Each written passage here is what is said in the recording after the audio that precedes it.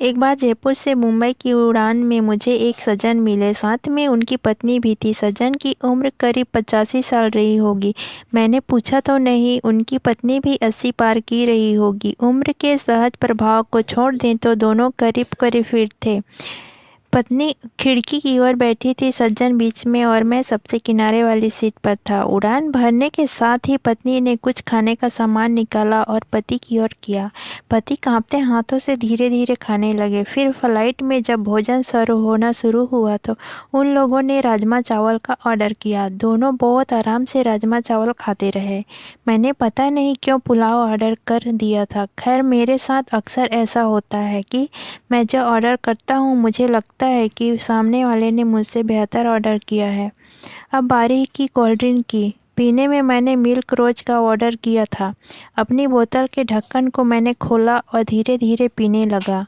उन सज्जन ने कोई जूस लिया था। खाने के बाद जब उन्होंने जूस की बोतल के ढक्कन का खोलना शुरू किया तो ढक्कन खुला ही नहीं। सज्जन कांपते हाथों से उसे खोलने की कोशिश कर रहे थे। मैं लगातार उसकी ओर देखा रहा था। मुझे लगा कि ढक्कन खोलने में उन्हें मुश्किल आ रही है तो मैंने शिष्टाचार हेतु कहा कि लाइए मैं खोल देता हूँ। सज्जन ने मेरी ओर देखा, फिर मुस्कुराते हुए कहने लगा, बेटा ढक्कन तो मुझे ही खोलना होगा। मैंने कुछ पूछा नहीं, लेकिन सवाल भरी निगाहों से उनकी ओर देखा।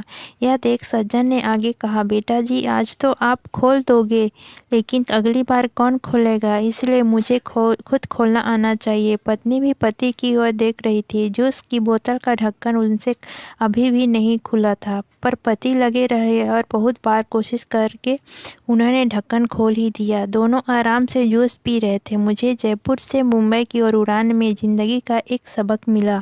सज्जन ने मुझे बताया कि उन्होंने ये नियम बना रखा है कि अपना हर काम वो खुद करेंगे।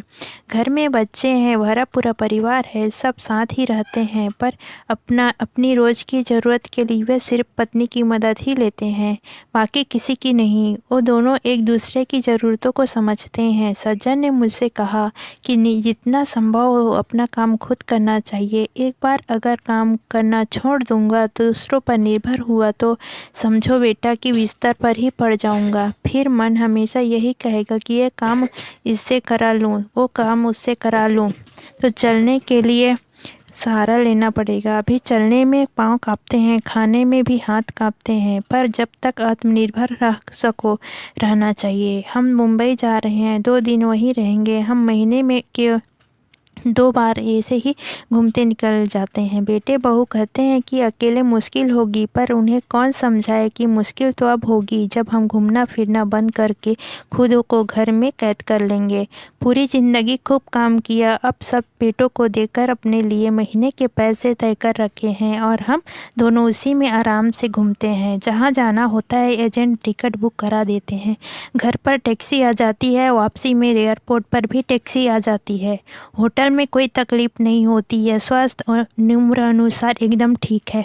कभी कभी जूस को बोतल की नहीं खुलती है, पर थोड़ा दम लगाओ तो वो भी खुल ही जाती है। मेरी तो आंखें खुली रह गई। मैंने तय किया था कि इस बार की उड़ान में लैपटॉप पर एक फिल्म देख लूँगा। यह तो मैंने जीवन की फिल्म ही देख ली, एक वो फिल्म जिससे जीवन जीने का संदेश छिपा था। जब तक हो सके आत्मनिर्भर रहो, अपना काम जहाँ तक संभव हो स्वयं ही करो। तब से मैं स्वयं ही इसी बात पर अमल करता आ रहा हूँ।